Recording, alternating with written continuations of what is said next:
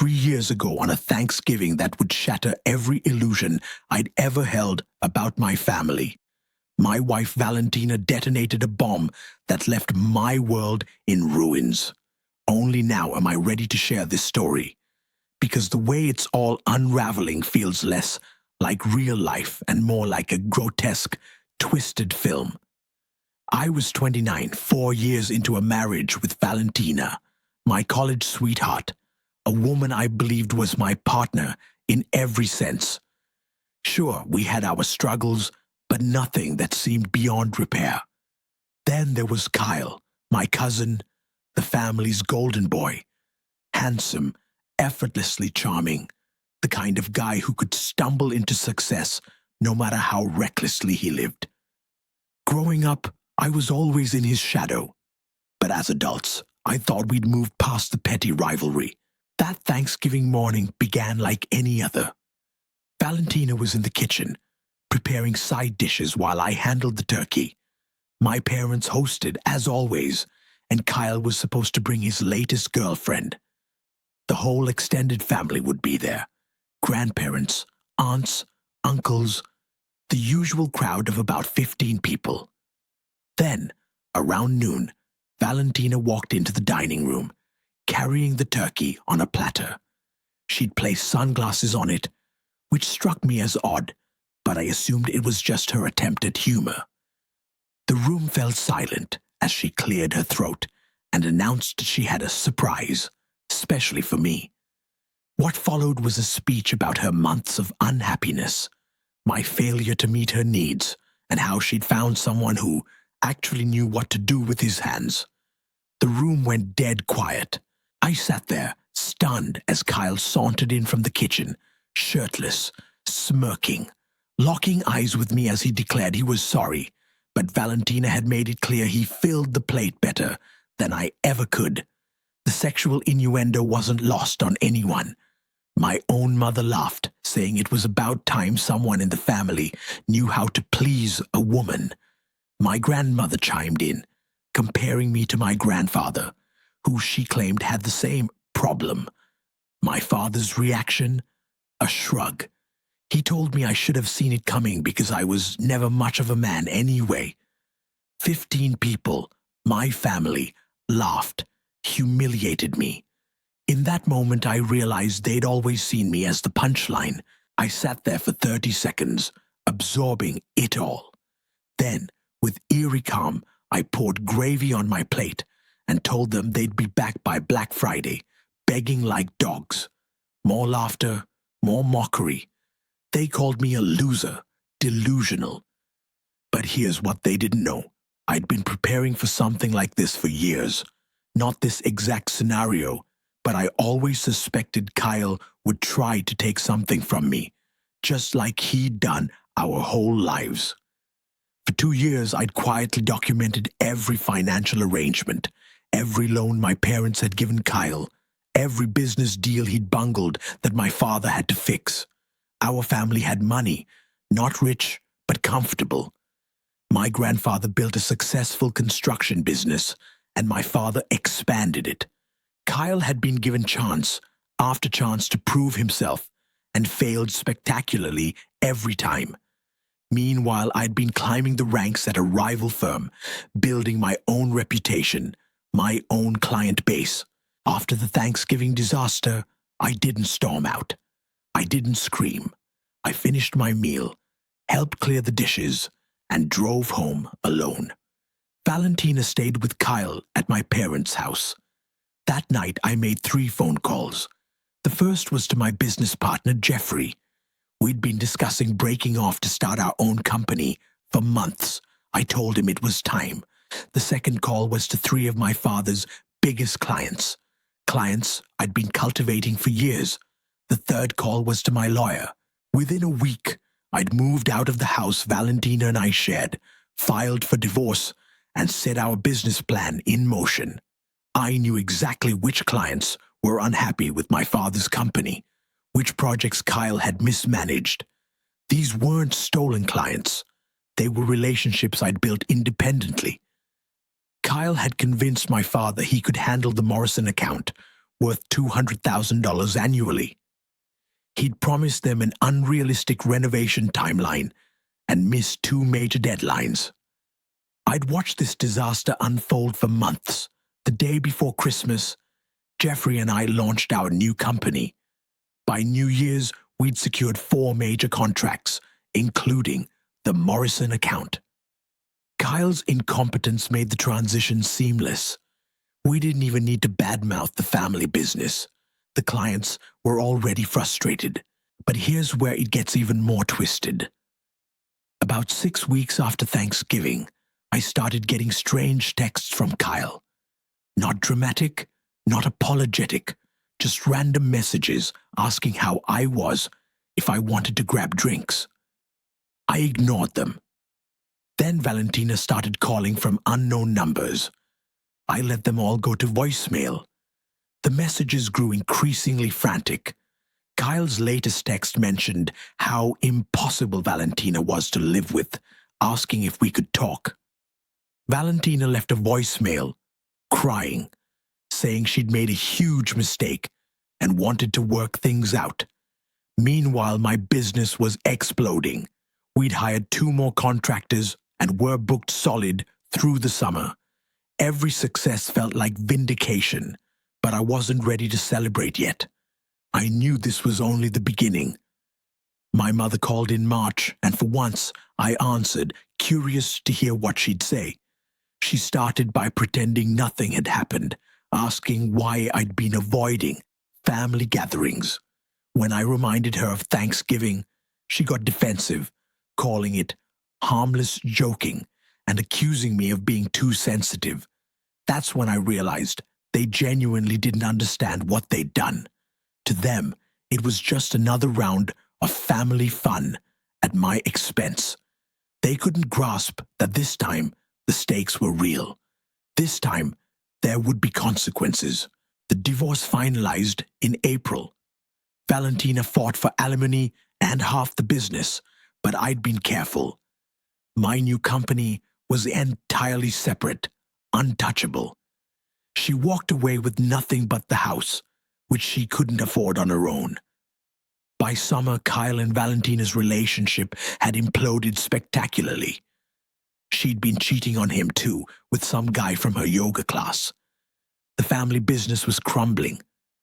Kyle's projects still a mess, and his confidence in shambles. That's when the real begging started.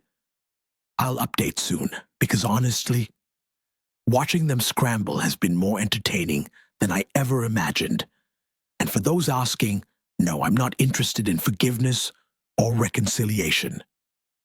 Some bridges don't just burn, they collapse into the abyss. Update 1. The response to my last post was overwhelming. Thank you to everyone who shared their own family horror stories. It made me feel less alone. And yes, to answer the most common question, I am absolutely not taking any of them back. Some bridges don't just burn, they get obliterated from orbit. Remember how I mentioned Kyle and Valentina's relationship imploded? It gets so much worse. Turns out, Valentina wasn't just cheating on Kyle with her yoga instructor. She'd been running up credit card debt. Debt Kyle somehow got stuck with. The details are murky, but she convinced him to co-sign for something, maxed it out, and then vanished to Colorado with her new fling. Kyle came crawling back to my parents' house in July, broke, humiliated, and utterly defeated. This is where it gets fascinating. The family's golden boy wasn't so golden anymore. My father had to face reality. Kyle had lost 3 major clients in 6 months, tanking a quarter of their annual revenue. The first real contact came in August. My mother showed up at my office unannounced while I was meeting with a potential client. Jeffrey handled it perfectly, telling her I was in an important meeting and she'd have to schedule an appointment like everyone else. She waited in the lobby for 2 hours. When I finally emerged, she launched into a speech about family sticking together, about how I was being childish for holding grudges. I let her talk for 5 minutes before asking if she remembered what she'd said at Thanksgiving. She tried to gaslight me, calling it harmless joking, claiming I was too sensitive. I told her her idea of harmless joking had cost the family business several major contracts and a son. Too little, too late, Mom. The real desperation started showing in September. Kyle began texting me directly. No more casual check-ins, but long rambling messages about how sorry he was, how he'd made a huge mistake. He claimed Valentina had manipulated him, that he'd never meant to hurt me. Classic Kyle. Everything was always someone else's fault. The texts escalated over weeks. He'd send paragraphs about the family business, struggling, about how my father was considering selling. He kept emphasizing how close we'd been as kids, how he'd always looked up to me. Pure manipulation. But it gave me insight into just how dire their situation had become. Then came the phone calls. Kyle would call at odd hours, sometimes drunk, rambling about how he'd ruined his life. During one particularly pathetic call in October, he admitted Valentina had destroyed his credit, his confidence, and his relationship with our parents. He said my father barely spoke to him anymore, and my mother spent most of her time complaining about how I'd abandoned the family. The best part, when he tried to blame me for their business problems, claiming that if I hadn't started my own company, their clients wouldn't have had anywhere else to go. I reminded him those clients left because of his incompetence, not my recruitment. The Morrison project alone was 6 weeks behind schedule when they fired his company. Around Halloween, my father finally swallowed his pride and called me directly. The conversation was a masterclass in desperation. First, he tried the authoritative father routine, telling me it was time to stop this nonsense and come back to the family business. When I laughed, he switched to guilt. My mother was depressed. Kyle was in therapy. When neither worked, he got desperate and offered to make me a partner with Kyle. A 50-50 split, he said, as if we were equals. I told him that ship had sailed the moment they all decided to humiliate me at Thanksgiving. He actually had the nerve to call me unreasonable, to say families forgive each other. The conversation that truly exposed their desperation happened in early November. My grandmother called me shocking, since she'd been one of the worst at Thanksgiving. She started crying almost immediately, saying she was sorry, that she'd been thinking about what she'd said for months. She claimed my grandfather would be ashamed of her, that he missed having me at family dinners. But here's what made it obviously calculated. She mentioned over and over how lonely my mother was, how the family business was struggling without me. Even her apology was just another attempt to manipulate me back into the fold. The breaking point came last week when Kyle showed up at my apartment complex. He'd been drinking and was sitting on the steps when I got home from work.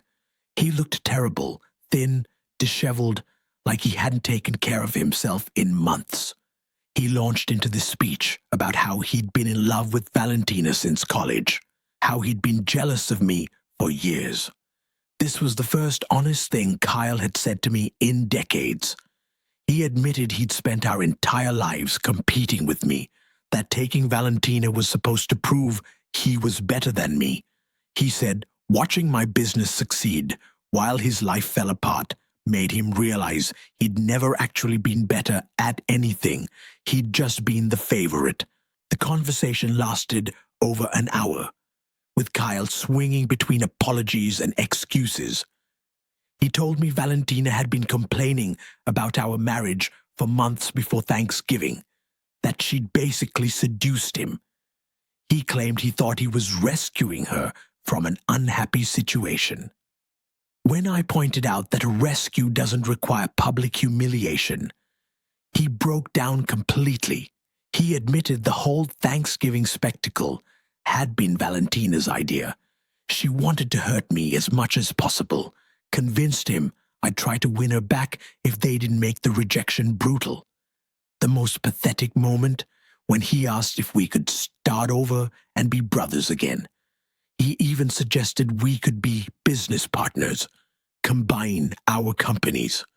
I told him he'd burn that bridge so thoroughly there weren't even ashes left. Kyle left that night looking utterly defeated. But I knew this wasn't over. They were getting desperate enough to try something more dramatic. And honestly, I was curious to see how far they'd go. Because here's the thing, they still didn't understand. I wasn't the same person they'd humiliated at Thanksgiving. I'd built something real, something successful, something they couldn't touch or take away. Watching them realize that had been better than any revenge I could have planned. The holidays are coming again, and I'm betting they'll make one last desperate play. I'll keep you posted, because this is getting wild. Update 2. You guys, I cannot believe what just happened. Remember how I predicted they'd make some desperate move during the holidays? They delivered, and it was somehow even more pathetic and infuriating than I expected. First, let me catch you up. My business partner, Jeffrey, and I landed another major contract in November, a residential development worth more than my father's entire annual revenue. Word travels fast in our industry, and apparently, this news reached my family quickly. Kyle's texts became daily after that. Not just apologies anymore, actual business propositions. He kept suggesting we merge our companies, with him handling family relationships and me handling the actual work. The audacity was staggering. He genuinely thought I'd want to partner with someone who'd publicly humiliated me and then run his own projects into the ground. But the real escalation started 2 weeks before Thanksgiving. My mother launched what I can only describe as a full-court press. She began showing up at places she knew I'd be. My gym, my favorite lunch spot, even outside Jeffrey's office. Each time, she'd try a different approach. During one particularly ridiculous encounter at the coffee shop near my apartment, she brought photo albums from our childhood. She sat at the table next to mine, loudly reminiscing about family memories and holidays we'd shared. When I got up to leave, she followed me to the parking lot, asking why I was throwing away 29 years of family love over one bad day. I told her it wasn't one bad day, it was a lifetime of treating Kyle like the golden child while I was the backup plan. She tried to argue they'd always loved us equally, which made me laugh out loud. I reminded her that when Kyle crashed his car in high school, they bought him a new one. When I crashed mine, they told me to get a job and buy my own. The conversation turned heated when she accused me of being jealous and vindictive, saying I was punishing everyone because I couldn't handle Kyle being more successful with women.